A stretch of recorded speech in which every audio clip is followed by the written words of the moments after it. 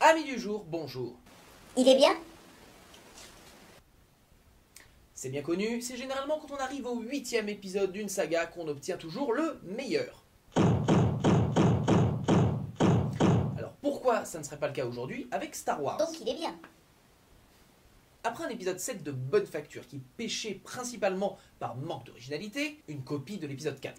Exit J.J. Abrams et voici venir Rian Johnson. Bon, et alors qu'est-ce que ça vaut? Je vais y venir, 2 minutes. Générique.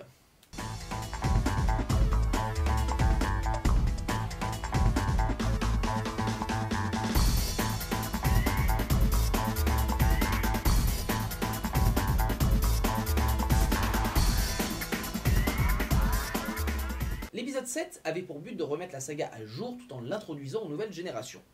Beaucoup de questions avaient été laissées en suspens du coup pour s'assurer le retour du chaland. Qu'en est-il aujourd'hui après le retour de la saga? Eh bien nous avons, à mes yeux, l'un des meilleurs épisodes de Star Wars. Ni plus ni moins.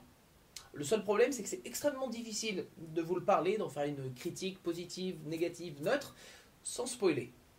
Mais je vais quand même tenter de le faire. Bon, déjà rien que ça, il y a beaucoup de surprises. Les plus cyniques voient Star Wars comme une énorme machine à vendre des peluches et compagnie. Bon, ce qui est pas faux. Mais pour vendre toutes ces merdes, il faut un produit socle de qualité. Et quand les studios sont autant impliqués, c'est pas facile. Vous voyez ce que ça donne avec, par exemple, tous les films DC Warner ou, par exemple, Pirates des Caraïbes. Vous allez pas me dire que les 2 derniers Pirates des Caraïbes étaient des chefs-d'œuvre en particulier. Hey, Scungili!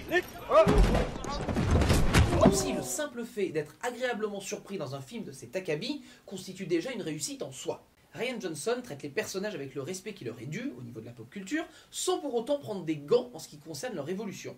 L'autre bon élément du film sont ses nuances de gris. On se calme. Johnson décide de passer au-delà du concept de blanc et noir et grise un petit peu l'univers Star Wars, que ce soit au niveau de la force avec la lumière et le côté obscur, ou même au niveau de la complexité de son univers cinématographique. Nous poussons ainsi à nous poser des questions qu'on ne se posait pas nécessairement avant sur l'univers Star Wars. L'histoire, clairement, elle avance, elle ne se répète pas. Ceux qui vous diront que c'est comme l'Empire contre-attaque, c'est faux, hein, c'est de la merde, ça, c'est son propre film. On sent clairement que Johnson est un fan de la première heure à qui on a donné les clés du parc d'attractions. Il trouve le bon équilibre entre nous donner ce qu'on veut et nous donner ce qu'on ne savait pas qu'on voulait. La preuve de sa maîtrise, c'est qu'il y a un passage dans le film, pas de spoil comme d'habitude, où il coupe le son, il te coupe la musique, il te laisse juste son image parce qu'il sait à quel point il nous tient à ce moment-là. Ça, si c'est pas de la maîtrise, je sais pas ce que c'est. Bon, après attention, Rian Johnson n'est pas un metteur en scène, c'est plutôt un metteur en image à la Peter Jackson. Mais cela n'enlève rien au fait qu'il nous présente des visuels splendides tout en gardant un peu sa personnalité. Rien à voir avec J.J. Abrams par exemple. Petite parenthèse d'ailleurs, je m'attendais à avoir au moins 5 personnes au scénario, mais non, il n'y a que lui. C'est pas un hasard si Disney lui a confié la prochaine trilogie. C'est pas un hasard. Puis je reviens sur sa réalisation 2 minutes, rien que le premier plan, c'est-à-dire vraiment ce qui suit le texte déroulant. Il y a un mouvement à ce moment-là dans ce plan, c'est un mouvement qu'on n'a jamais vu dans l'univers Star Wars. C'est pas un mouvement à se taper le cul par terre, mais rien que là, tu vois qu'il a quand même gardé sa propre personnalité de réalisateur. Donc bon point. Qu'est-ce que je peux dire d'autre sans spoiler? Le film est drôle, honnêtement, moi je suis assez fan. Il y a beaucoup d'humour et je trouve que ça fonctionne. Et les acteurs sont tous excellents. Tous. Mention spéciale à Luke Skywalker, Mark Hamill évidemment, et Kylo Ren, Adam Driver. Très très bien. Niveau point négatif, j'en ai que 2. Le premier, je ne peux pas rentrer en détail dedans parce que ça concerne une action dans le film. Disons juste, il y a un personnage qui est dans une situation périlleuse et la manière dont il s'en sort, c'est genre, ça passe moyen. Si vous l'avez vu, vous savez de quoi je parle. Quand vous le verrez, vous comprendrez, je pense. Et deuxième point, c'est qu'il y a une sous-intrigue, il y a beaucoup de sous-intrigues, il y a une sous-intrigue en particulier qui, c'est la seule qui fait ressentir cet effet un petit peu d'élongation du temps, parce que sur les 2h30, je trouve que ça passe assez vite, sauf ce passage. Et c'est pas vraiment de la faute de cette sous-intrigue, c'est juste que l'intrigue principale est tellement dans l'urgence que prendre son temps avec une sous-intrigue, ça ralentit un peu le film. Mais c'est un point de détail, honnêtement, ça ne gâche en rien.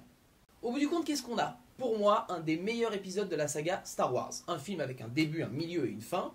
Rigolez pas, c'est pas toujours le cas. Qui se permet beaucoup plus de liberté que ce qu'on pourrait attendre d'une production d'une telle ampleur.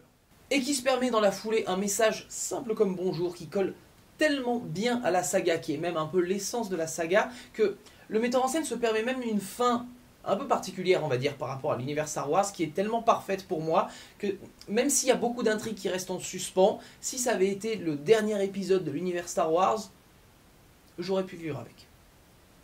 Verdict. Sur ce, je vous dis, amis du soir, que la force soit avec vous. Bon allez, un petit spoil, mais vraiment rapidement, genre... Non. Arrête, déconne pas, je suis pas armé.